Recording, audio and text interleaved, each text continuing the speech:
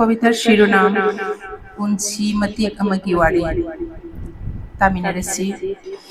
हौख्रबा पुंसीगी तांकक अमगी वारीनी ngasisu nauhanna napata yei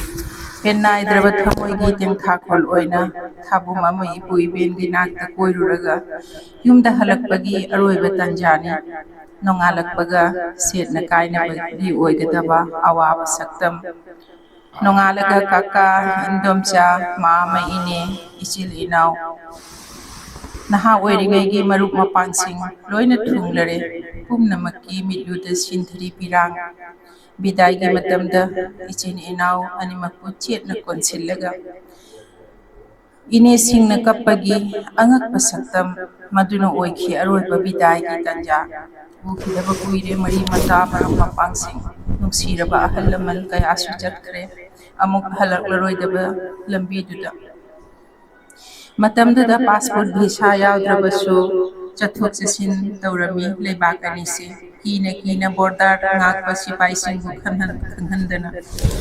yumda halakpagi khongchetta babagi maithongda kithuk kirum tawbagi mami tarami Assam Rifles da thabuk tawba inegi machanupa amati mamak nupa anina siphai gi fijil setuna limit ini changna silchar dagi dharmanagar phauduna tripura gi komalpur border phauba thilami yamna thauna phaba sipai ni aigi panthodi mama mapa amadi machin manau tara thamlam laga thabuk tawduna leikhibani leibak sida abung de khoibu matam khuding da thauna pibiduna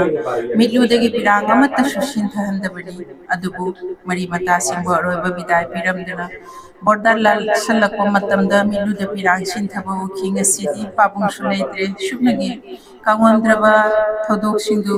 ningsing laga karigino khangde ngasidi punsigi wari matik amaga changdamnabada mayek senglakli haukhriba singdu taru taru tariba mamigum sagin mingsenda একখণ্ড জীবনের গল্প সেই 2 যুগ আগের কথা এখনো স্মৃতির গহীনে কান্নার সুর হয়ে বাজে দীর্ঘ 1 মাস দাদু বাড়িতে বেড়ালাম এবার বাড়ি ফেরার পালা রাত পোহাতেই বিদায়ের অব্যক্ত সুর চাচা চাচি ফুপা ফুপু ভাই বোন প্রিয় খেলার সাথী সবাই এলো সবার চোখে জল বিদায় বেলা দু বোনকে বুকে জড়িয়ে ফুপুদের সে কি কান্না সেটাই ছিল শেষ বিদায় আর ফিরে দেখা হয়নি কারো সাথে এই দীর্ঘদিনে প্রিয়জনদের অনেকেই অপারের ডাকে সাড়া দিয়ে চলে গেছে তখন পাসপোর্ট ভিসা ছাড়াই মানুষজন ভারত যাতায়াত করত ভয়ে ভয়ে লুকিয়ে সীমান্ত প্রহরীদের চোখ ফাঁকি দিয়ে বাড়ি ফেরার পথে বাবার মনে কিছুটা ভয় কাজ করছিল আসাম রাইফেলে চাকুরিরত ফুফাতো ভাই আর ফুফাতো বোনের জামাই গায়ে তাদের আসাম রাইফেলের পোশাক শিলচর থেকে ধর্মনগর হয়ে পুরো 2 দিনের পথ অতিক্রম করে ত্রিপুরা কমলপুর সীমান্ত অবধি এসে বিদায় দিয়ে গেল সাহসী সৈনিকের আরেক নাম ছিলেন আমার বাবা মা বাবা ও 10 ভাই বোন সবাইকে রেখে কর্মসূত্রে এসে এ দেশে থেকে যান বাবা আমার কখনো কাঁদতে দেয়নি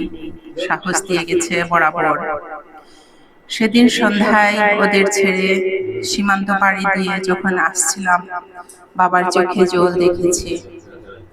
হয়তো বাবা জানতেন আর কখনো পিতৃভূমিতে যাওয়া হবে না বাবা আজ বেঁচে নেই আজ পাশে কেউ নেই কেবল স্মৃতিগুলো রয়েছে কান্না জাগানিয়া ভালোবাসার সুর হয়ে আজ কেন যেন মনে হয় জীবনের এক খণ্ড গল্পের কাছে চলচ্চিত্র যেন কিছুই নয়